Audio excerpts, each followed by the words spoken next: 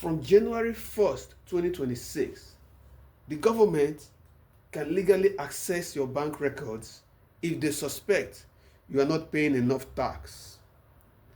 Let me warn you, whether you run a small business, a side hustle, a freelance, a consult, or you are a sole proprietor, the new tax law Nigerian Act 2025, which is scheduled to go live on the 1st of January 2026, changes everything. Most people don't even realize how serious this is. Section 19 gives the government power to collect tax directly from your bank, your clients, your employer, even anyone holding your money.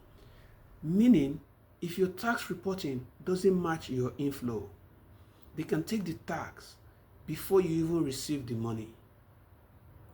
And that's just the beginning. Section 23 and 24 introduce punishments so heavy that many small businesses simply won't survive. We are talking huge fines, forced back tax payments, account flags, account freezes, monitoring of your bank inflows and outflows, and deductions that feel exactly like wage garnishment. And during an audit, if you cannot produce clean income record, expenses, and exemptions, your business is dead on arrival.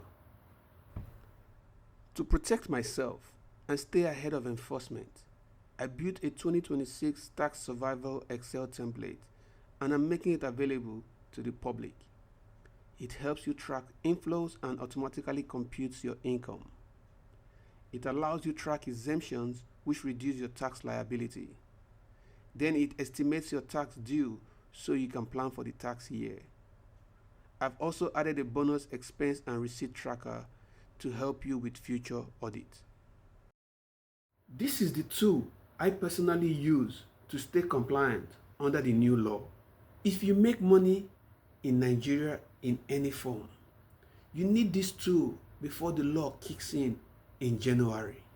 Don't wait until enforcement begins, because by then it might be too late. Protect yourself by downloading it now. Links in the comment and description.